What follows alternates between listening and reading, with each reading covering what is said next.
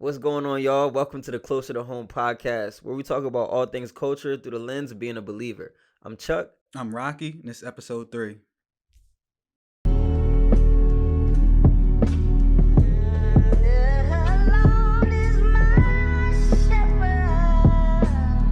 Now we back in church. That's where we need to be. Yes, sir.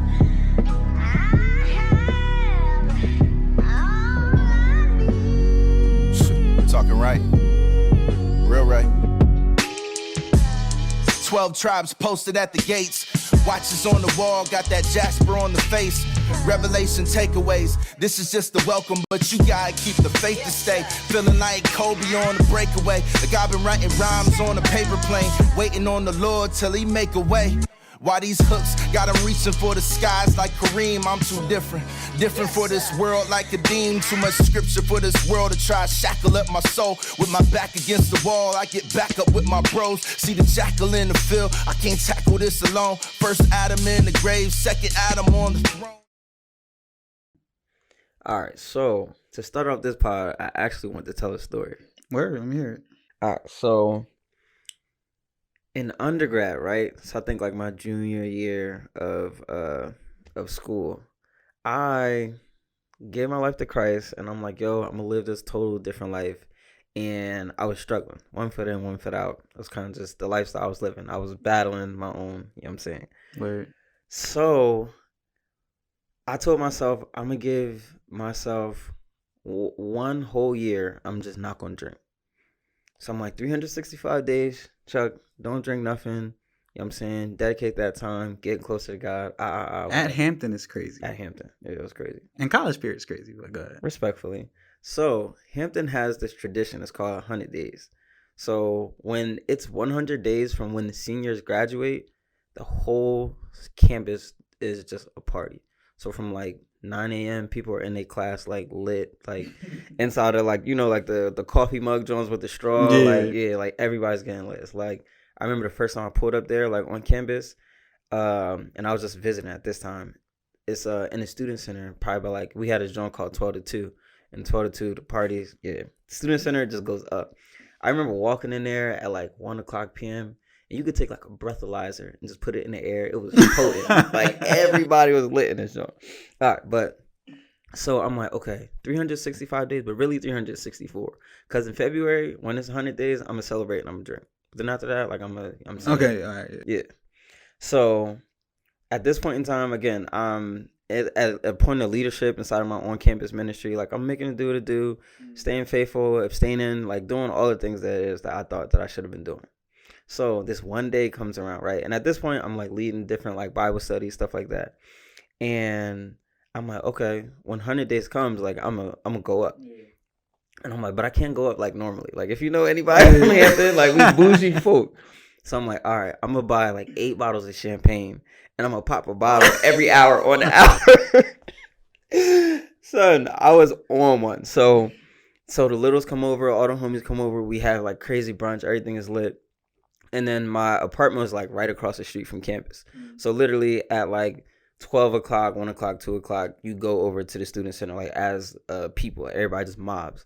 So probably by like 1 o'clock or whatever, I go outside and everybody comes outside and it's like just a party outside. So I'm like, all right, it's time to pop this bottle. So I'm shaking the bottle up, pop this joint, and I'm like, ah. You said every hour? Mm-hmm. So yeah, like I bought a lot of champagne. Bro, I popped the bottle and then I hear a girl go, that's the dude from Bible study. Son. Yeah. Oh my goodness. Bro, I was so salty, bro. But it was like right in that moment that I realized like I cannot be 1 foot in and 1 foot out of this joint. Because you look crazy. Like you look crazy. Yeah. It was wild. Oh my goodness. Yeah. So like the next week, that was a point in Bible study that I had to make a point of like, yo, like these are the hats that we can put on and these are the hats that you can't take off for real. And it's just like Antonio Brown, like, you know what I'm saying? Like no matter where you are, like you are an influence. You're, you know what I'm saying? Yeah. So hats that you couldn't take off. That makes sense. Word. So then like what was it like after you finally was like, all right, like I'm not gonna be 1 foot in, 1 foot out type of thing? So I can actually speak to. So like right before I even got into a part of like the on campus ministry, when I knew that like I didn't need to be like going to parties and drinking all crazy and smoking and doing like wild stuff. I told myself like, yo, I'm not gonna go. And like I was like convicted anytime like I was out at a joint. So I'm like, all right, like I'm gonna just be at the crib. I'm just chill, not go to no parties, nothing. So I would sit at the house and literally on like a Friday night and just look at the clock on the wall, son. Like I was so bored. And I'm like, bro, why? Like why am I here? Like, you know what I'm saying? Like I just felt like I wasn't having like no fun. Like all of my friends was like my core group of friends was like around, but like those people who only like hit you up were like, yo, like where the party at? Yo, da da da. And like I had all the links. So like when people started realizing like he's not on that type of time no more, just stop hitting me. So my close friends like Keith and De Niro and Steve, like they would be at the crib with me, but like once like 9:30 hit, they like, we going to the turn up. Respect what you doing, but like we out. I'm like, yeah. Which is still dope that they're not, trying to force it. Like, come on, Chuck, like you know what I'm saying? Like they respected what you was doing. So I mean that's still dope that you had friends that was still going. Because in a way that's still holding you accountable to what you're doing. Yeah. You know what I'm saying? So it's almost like, well, I mean that's what you always had though. You always had friends that held you accountable for real, even though they wasn't. Yeah, that's a good point. And so like I found myself like in those moments of like literally like being like extremely low and just being like, yo, God, I want friends that like don't want to go to like the parties and just get drunk beyond belief. Like we're the friends. And I literally was like so desperate because I'm like, yo, like I don't want to sit here and like not do nothing like all the time. So I literally was praying. I'm like, yo, God, please, please, please, like bring me friends, bring me like-minded men. Like I need community. And I've never really had trouble making friends. And again, like so like right now, right, I got like 10 best friends. So since we was young, literally like my best friend up the street, Jared, he lives 2 houses up on the other side of the street. Then if you go the opposite way, turn the corner, Jerome lives there, 3 houses up, Glenn, 1 house in between, John. You know what I'm saying? Like everybody is literally, you know what I'm saying, not to forget Jerome, like before you even get to Glenn's crib. So I think the special thing about having like so many friends like in close proximity, but like also we always like into things. Like we always playing football, we all go to the courts together, all of that stuff. So back in the day, like we was all outside. You know what I mean? So it was way easier. So like you think about like when you're playing like PAL League, like you're like little league football and stuff like that, like you have like those big moments where like somebody drops like the championship touchdown pass and stuff like that, but like you don't see those friends again like until like you go back to school the next day or that next summer. But like we seen each other every single day. So like stuff like that you didn't live down, but like we was always in constant conversation about it. And since we was always in like team sports, we were our own 5 going to the courts, we was our own 7 when we go to the field. Like so we was constantly having those moments where like, yo, you did this today. Like, and everybody around you like knew it and you was going to talk about it. So it was our own like little like bubble of accountability. So when we grew up and like got into like high school, like middle school, high school, and even in a college, we was like pouring into each other. Like I remember like somebody like talking to me like, yo, like the way you talk to your girlfriend is out of pocket. Like you're demoralizing, like you're demeaning, like you need to chill. Like you.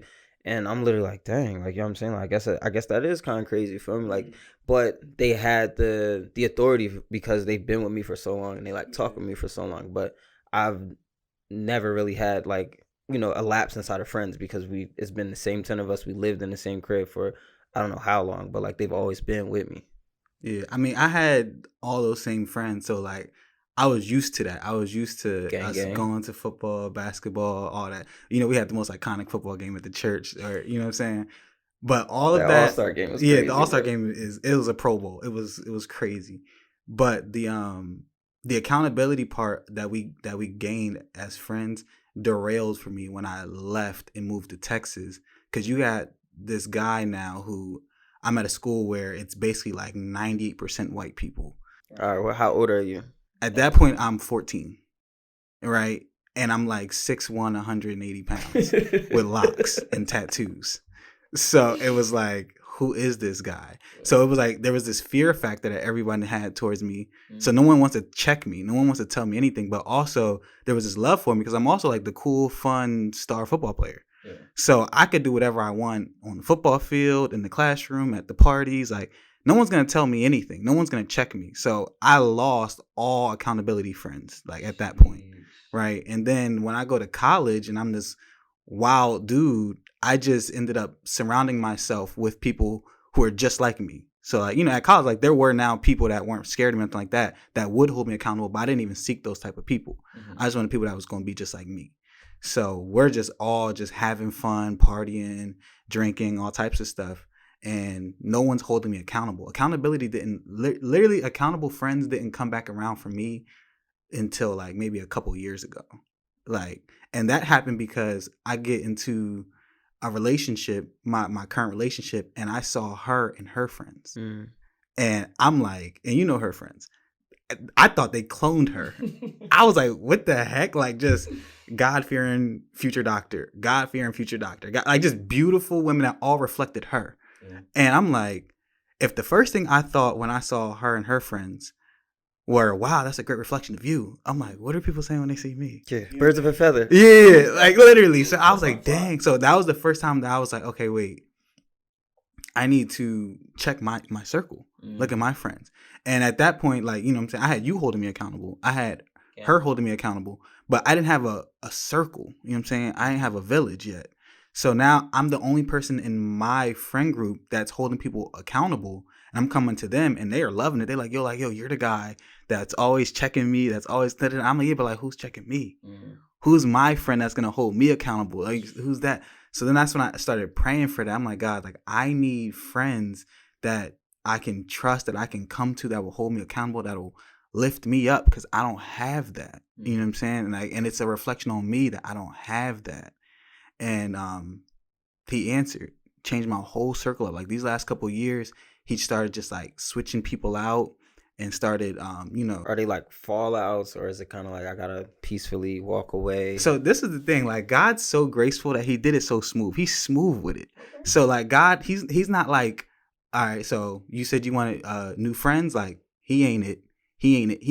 What God did was he made what me and these people had in common undesirable. So it was like, now you're forcing me to make a choice. Like, at this point, you're forcing that friendship because you don't even want to be there anymore. I changed your heart. So you're forcing that, right? And not only does he do that, but it's also like, you're opening a door for me to now give that person Jesus. Because I have to explain to you why I don't want to be around you anymore, why I don't want to go there anymore. So when we have these conversations, like, let me tell you what it is. It's Jesus. So now what that's doing is that's separating the tare from the wheat. Because now when I do that, you're either going to say like, that's cool, like, go do your Christian thing, like, I'm going to go my way, or you'll be intrigued by it. You know what I'm saying? Be like, so what is this that's making you do? And that's when you have friends like Dante, for example. Right. You know what I'm saying? Like, me and Dante, shout out to D. He was a friend that we literally was just watching basketball, watching football, checking each other's fits. You know what I'm saying? We would talk to each other about issues, stuff like that. But then, like, when I stopped coming around often and I'm doing what I'm trying to do, I'm like, yo, like, I'm trying to find my wife. I'm trying to find my purpose. I'm trying to get closer to God. I'm trying to do these things. And I bring that to D, like, yo, this is what I'm doing. Now Dante's like, yo, like, I'm trying to do the same thing. Yeah. I'm What's trying that to about? Yeah, like, what is that? So I'm like, come to church. Come to my young adults night. You know what I'm saying? Read your word. Do. And then as time passed, like, then he gets saved. He gets baptized. He finds a church. You know what I'm saying? Now he finds a girl. Now he wants to wait till marriage. And it's like separating the tare from the wheat. So that's literally how he did it for me. And that's how you find good friends. Oh my gosh. All right. We talk about finding good friends, right? I think that the Bible we should always keep at the center. And so we got to pull back up on my good man, Jesus. We love him. So, all right. So in Matthew, Mark, and Luke, I don't know why it's not in John. John didn't really talk much about it. But Jesus heals a paralyzed man. So he's going back to Capernaum, right? And since the people that he's staying with, the word got out like, yo, Jesus in the building. So again, he's teaching and preaching what he typically does. So there's teachers there, there's preachers there, and everybody pulled up into the crib, and the crib is packed out. Then outside of the crib is packed out. So like people are literally like standing outside of the house, windows open, trying to hear what it is that Jesus is saying, right? And there are a group of friends of a paralyzed man. So there's a paralyzed man. It's probably, let's say, like 4 friends, right? And these 4 friends have faith. They like, yo, we know this Jesus dude. We've been hearing about him. We got faith. We know he can heal you. There's no dialogue about the paralyzed man and what it is that he says or anything like that throughout the entire story. But what happens is the 4 friends are like, yo, we know that Jesus can heal my boy, so we gonna take him to Jesus. So they pull up and they see the crowd. They see like, yo, this joint's packed out. Like, people in the crib, people outside the crib. Like, it's literally a mob. Like, what do we do? Now, what they do is they go around back of the crib, scale the side of the house, and they literally got the paralyzed man with them. He literally is with them. So they put together some sort of concoction to get this man to harness him up on the side of the crib. They get onto the top of the house, and they have to dig a hole in the roof of the crib, and they harness my man's down in front of Jesus so they could be like, yo, like, heal my boy, like, literally, like, heal my friend. And so they literally, like, they harness him down there, and they get him to the floor, and Jesus sees his friend's faith and says, you're healed. Bruh, when I seen that episode on Chosen to give me a visual of that, That was a good I joint. was like, oh my That God. was a good joint. But what I love about that story though too is that the bringing to Jesus wasn't easy. Yeah. You know what I'm saying? Like, they didn't say like, yo, like, I know this dude, let's go knock on the door and get there. Like, there was a crowd that was there. We had to get around that. We had to climb on the roof. We had to build a harness. Like, work had to be done for me to get you there. So like that's the thing that people have to also understand is like, if you know about Jesus and you're trying to help your friends know about this person, like, you got to be willing to build the harness. You got to be willing to climb up on the roof, That's get good. around the crowd. You That's know what I'm saying? good. To bring him to Jesus. Like, that's the work that has to be done. And the crazy thing about it too is like, I want to bring up the story too about the crippled man that was being brought to the beautiful gate. Because this is 2 stories now where we see friends carrying someone, right? Yeah. But in this story, like, they're not carrying you to Jesus. They're actually carrying you the wrong way, right? Because in this story, you have a man and he's crippled. He's been crippled since birth. And he has a group of friends that carry him to this gate and sit him in front of the temple to just beg for money. And he's been doing that his whole life, right? And now... he getting the money for them?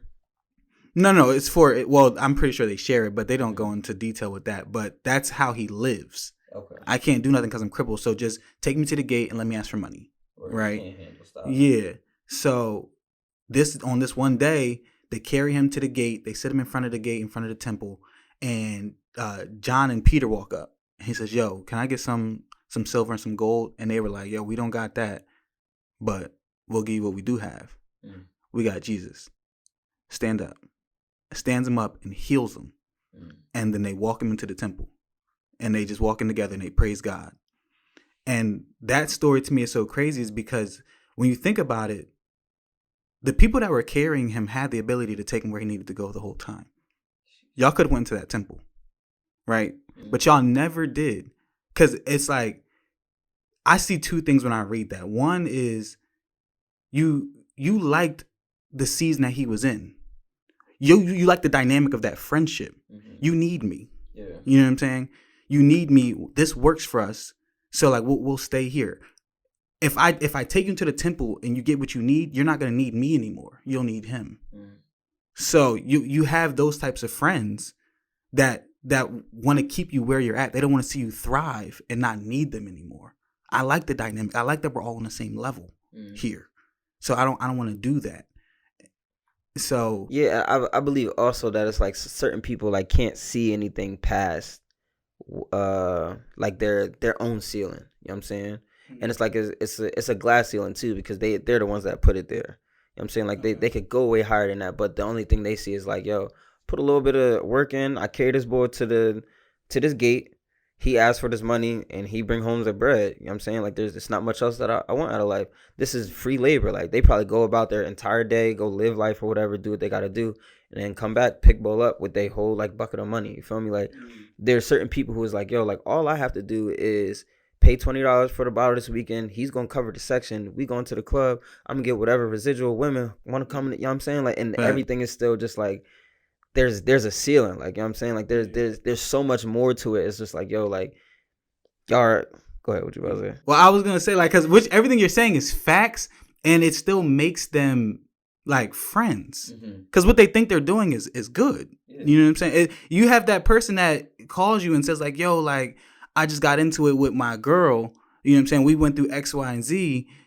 And you have that friend that'll be like, yo, like, just pull up, let's spark, let's drink, let's go to the club, get straight your club, mind you know what off I'm it, saying? yeah. And it's like, you're trying to be a good friend. Like, they're trying to help you, taking you to that gate, you know, but it's like, you're not helping me the right way. Like, no, tell me that I'm being insecure. Tell me I had no right to call her out her name. You know what I'm saying? Like, help me the right way. Yeah. So that's the part that gets me. And those are the type of friends that you shouldn't be around. And what I like is it says, it doesn't just say that when John and Peter help them up, like they worship God and go into the temple. It says that he holds them tightly and they go in.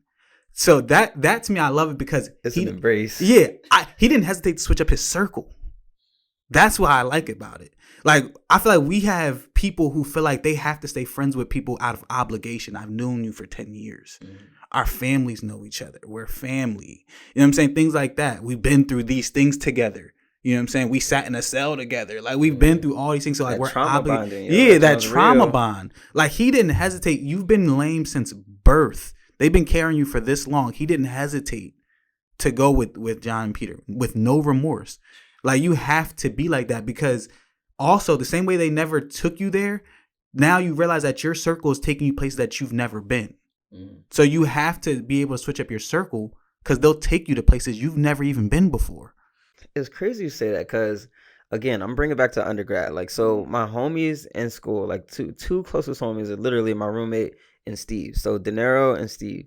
Literally, bro, I remember I'm gonna have to, well, mom and dad, this is probably gonna be the first time y'all see this, but yeah, hear me say this, but yeah, I smoked a lot of weed in college. Smoked a whole lot of weed.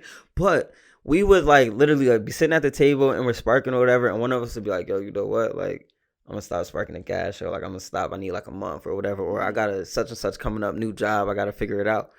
And the next day we all sat around to smoke, or later that night we all sat around and like spark. We're passing the L like away from you. Like, you're not touching the joint. And Steve was the first person who like literally like put me on like, yo, like, I'm not gonna be that person in your story. Like, he's such a great dude. He's so admirable, because I remember him literally like me being like, I mean, like, De Niro said he didn't want to smoke yesterday and he wants to smoke today. Why won't you let him smoke? Like, he, you know what I'm saying? But he's just like, do that on your own time. You know what I'm saying? Like, from what it is that you told me, like, I'm gonna hold you accountable to that same thing. So it was the same thing that happened to me when I'm like, yo, like, I'm not gonna drink the next 2-3 weekends or whatever. And then like, I'm like, all right, y'all, pour me a shot. And he like, yeah, pour your own shot, because that has nothing to do with me. Like, I'm not gonna be. And I was just like, dang, That's a good bro. friend. That's a good friend. That kind of reminds me of the story of when we went out to New Orleans for my birthday last year. And while we was out there, this is actually mad funny. Bro, it was lit. We we did New Orleans for real. But when we was out there, and you know, at the time, I was the only one that was in a relationship. Everybody was single. So y'all was doing y'all thing. And I was letting y'all do that. And a couple of y'all met some women. Y'all trying to do what y'all wanted to do. And one of y'all was trying to call the girl, but your phone died. But y'all had their number. And I said, here, take my phone. And I was like, y'all want me, like, you want me to hit her? But what I was saying was like, you want to use my phone to call her.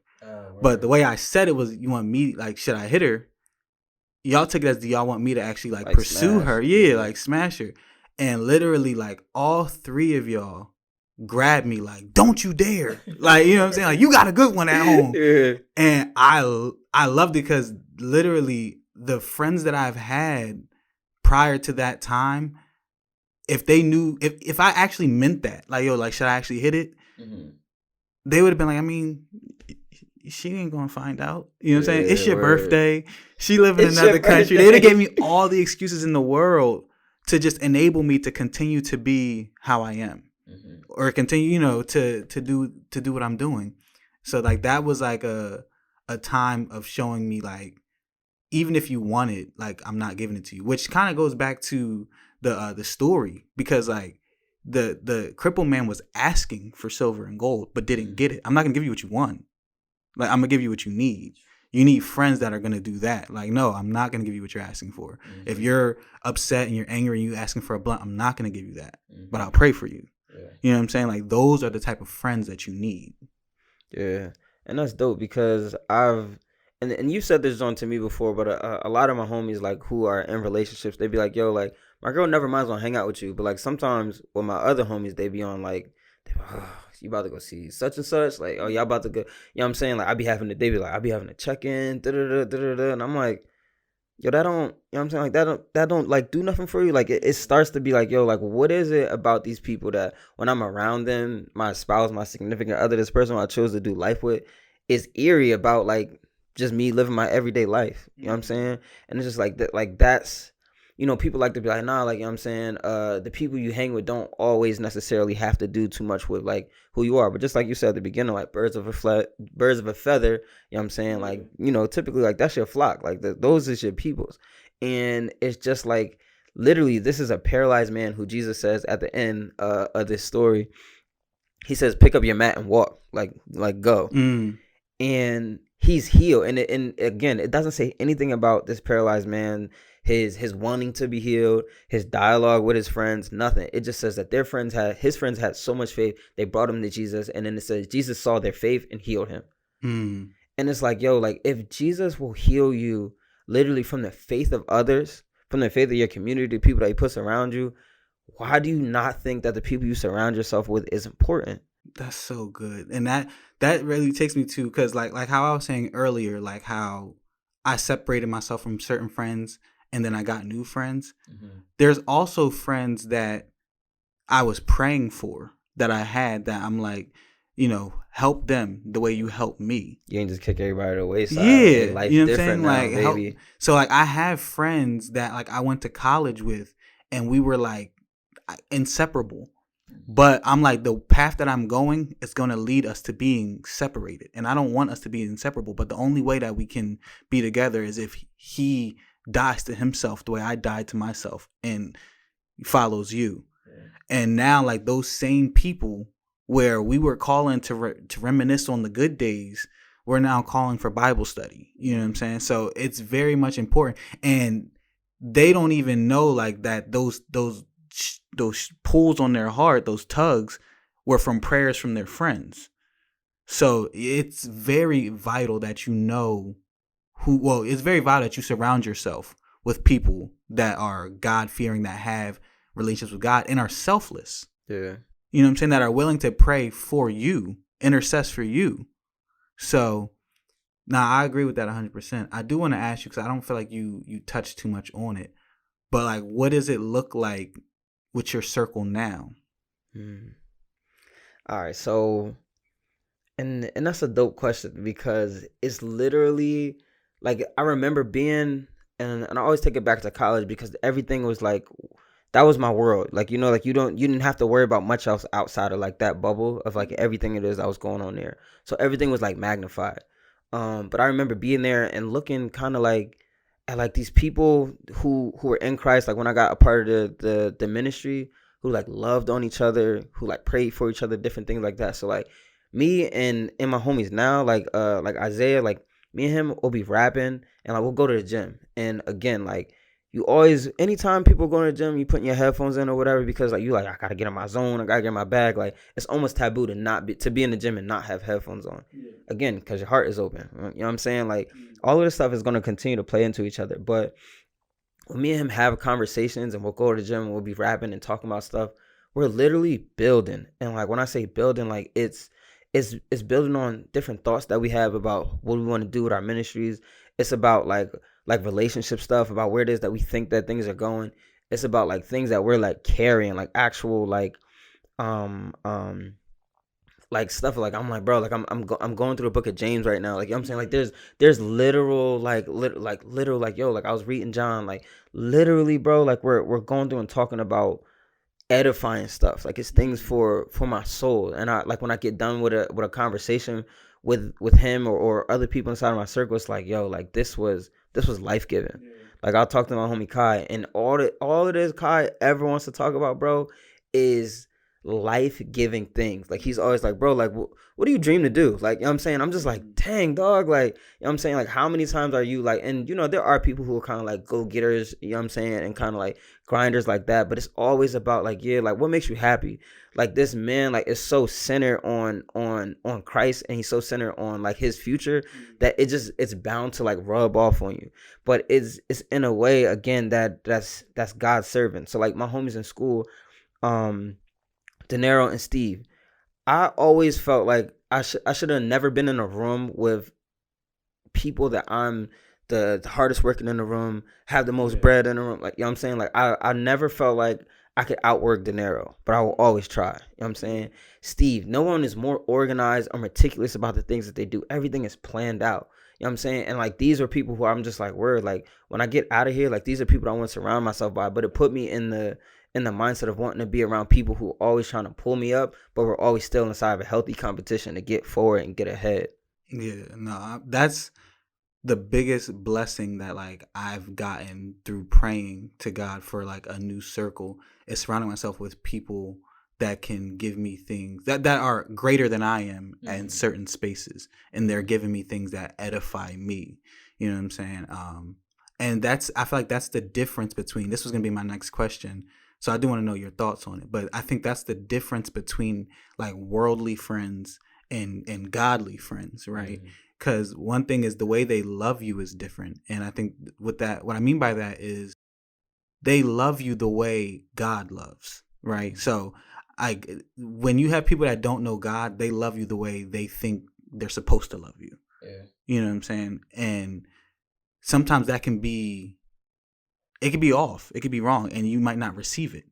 But it's like no one's wrong in that situation because they're loving you the way they know best. Yeah. But when you have Christians, like they love you because they know God, and God is love. So we can look at his character, we can look at how he loves us, and then we can try to reflect that, and we can try to give that to the people around us. So now we know that. And then this is actually something I was just taught in my church. His love language, God's love language is sacrifice. So if I know how God loves me, and I know that his language is sacrifice, and when I try to love, whether it be my significant other, whether it be my family, whether it be my friends, the way I'm going to love you guys is through sacrifice. I'm willing to sacrifice for you guys. And that's the type of friends I've surrounded myself with now, is that they're selfless and they're willing to give up time, energy, money. You know what I'm saying? They're interceding for me. They're praying for me, fasting for me. You know what I'm saying? And I think that's the difference. And it's all humble. They're so much more humble. Like I have friends now, you know them, Ant, Tajay, Bryce. Like these are people that are just really, really humble because they know that they have nothing to gain because it's all glory to him. You know what I'm saying? You can look at some of the friends that you have that are worldly. They'll be loyal to you, but sometimes there's self-gratification out of looking loyal. You know what I'm saying? There's self-gratification out of looking like, oh, like if someone wants to fight, like I'll ride for you because they want you to look at them as someone that'll ride. You know what I'm saying? I could just have gotten paid today and you $15 short on your bill. And I'm like, yo, I'll cover the 15 because I want you to look like, oh, I'm that supportive friend. But like if the stakes were higher and now it's a heart posture, you might get a different response because it's about me. So I feel like that's the difference between godly friends and worldly friends. Yeah. But I want to know your thought on that.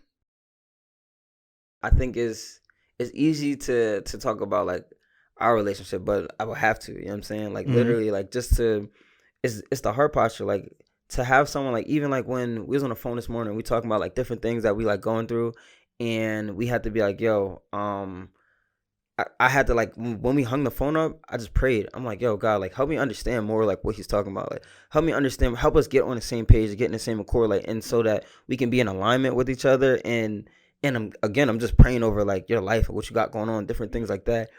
And I know for a fact my worldly friends don't do that. You feel me? Like it just is what it is. And that's just like you were saying, like the road to hell is paved with good intentions. You know what I'm saying? So you can have all the best intentions in the world.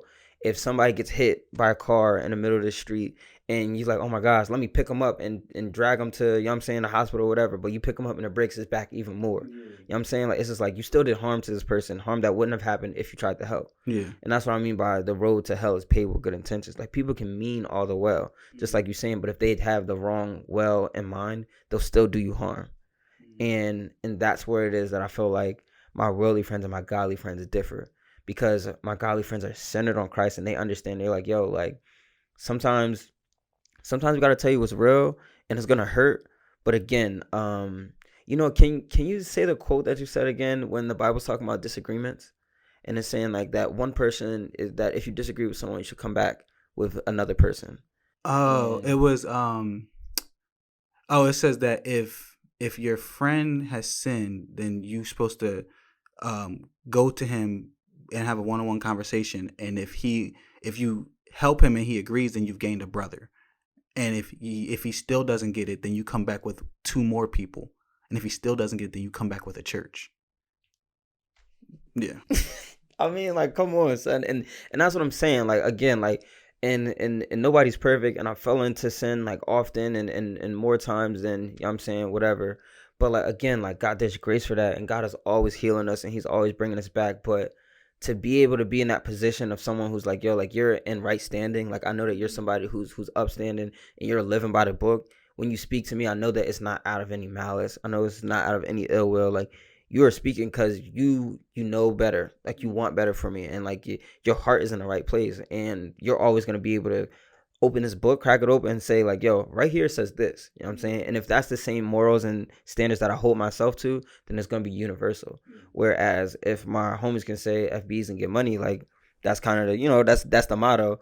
It's like, you know what I'm saying? Like, that joint is always going to differ. There's no rule book to anything, any other way of living life. It's kind of just morals that everyone makes up along the way. Facts. And it's even similar to, like, you saying that you, like, this morning, how you went to God to say, like, yo, like, help us get on the same page, like, help us do the, like, you've done that a couple times through the process of us trying to get this podcast rolling, and it's gotten us on the same page, right? And one of the things that Wilson taught me, and he was when he was talking to me about, you know, relationships, like, he was like, it should be a triangle. It was you and the wife and God at the center. And as y'all work closer to God, you know what I'm saying, y'all become one. Mm-hmm. But I think that's just a relationship dynamic. Word. So it should be like that even with friends. Mm-hmm. So, like, even you telling me what you did this morning is showing the relationship dynamic of our friendship. As we get closer to God, you become one. And I think that is just another way of showing the difference between worldly friends and godly friends, that there's 3 of us in this. You know what I'm saying? Yeah. So, like, that's our GPS system through life. If we are not on the same accord, like, we have a cheat code. We have another person in here that's going to be able to help us through this. So that's good. Jesus is the real North Star. No, that's facts. That's good. But I mean, at the end of the day, like, for us to even be good friends, like, we have to still have that friendship, that relationship with God anyway. Word. That's just what it is. Respect. All right. Well, holla at y'all. Make sure y'all soil rich. That's honesty. Foundation still strong as armor swings. You tell me God ain't real, but can't promise me. Yeah, I remember dying in the pit. Now I'm walking on the water like I'm Simon out the ship. Yeah.